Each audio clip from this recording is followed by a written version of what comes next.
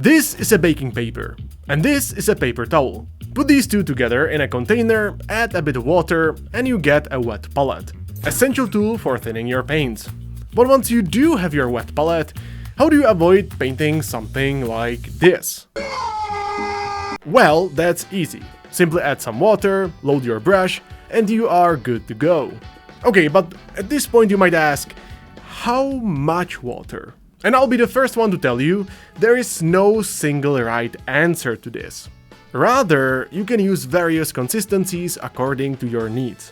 Very often you'll hear advice like, you need to thin your paint to a milky consistency, or that you need to use a certain ratio of paint and water. This, however, is completely dependent on what you're doing.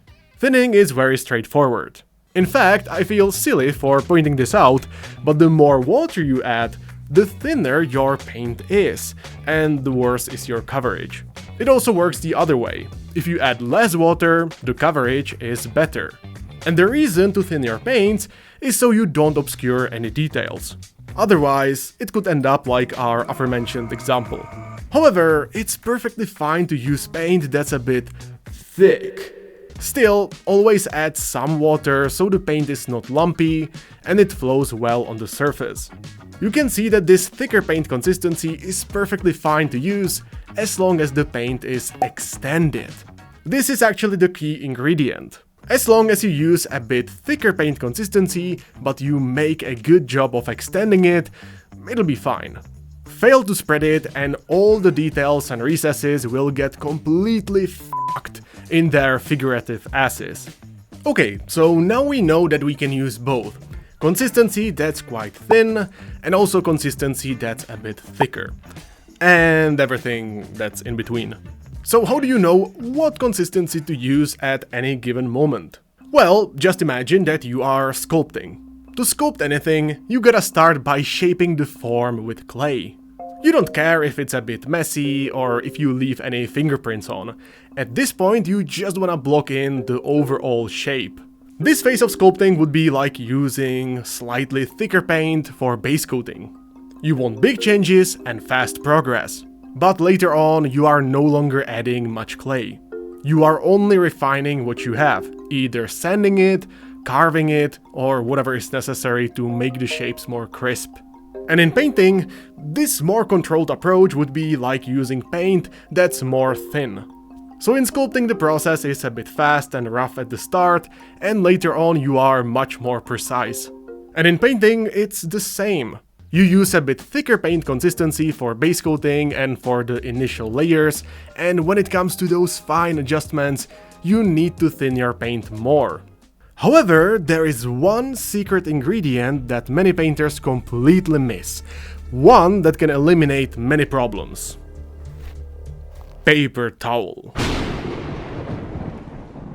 As weird as it may sound, this to me is almost as important as the wet palette itself. With a wet palette, you can control the dilution, sure.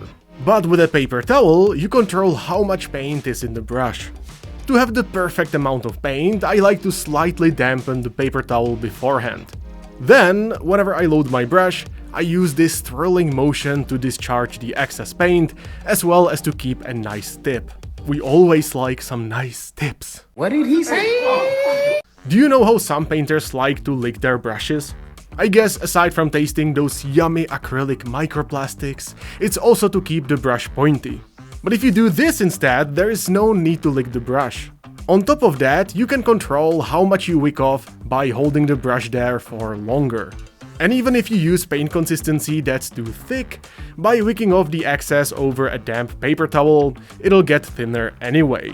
In fact, the worst thing that can happen is using very thick paint like, let's say, Citadel Base Range, put it on a dry palette, and apply it without any thinning or discharge. Or, I guess it might be useful for filling gaps, but definitely not painting. Now that I've mentioned it, different brands require different amount of water. You'll find that heavy body acrylics or even Citadel Base Range requires much higher dilution than other standard hobby brands. Though ultimately this doesn't really matter. You still have to look how the paint behaves on your palette, wick off the excess, and then maybe even test it before touching the miniature. You can either test your paint consistency on a glove, spare base, or your thumb, I guess. Another problem is the paint getting too dry too quickly. In that case, the solution is twofold. First one is to not spread the paint too much. For the most part, if you keep the paint in a small blob, it'll last longer. Even when you mix the paint, as you extend it, it gets dry easily. So another solution is use way more f***ing paint. Many times I see people using the smallest amount to not waste any. Well, I've got news for you. The paint is meant to be used, so even when you waste some, it's not a problem. Just make sure that you are using enough. That way it doesn't get dry so quickly and you'll enjoy it more. And it's not like paint is that expensive either. Anyway, if you wanna get good at painting, watch this video next because it'll help you with that. And see you there!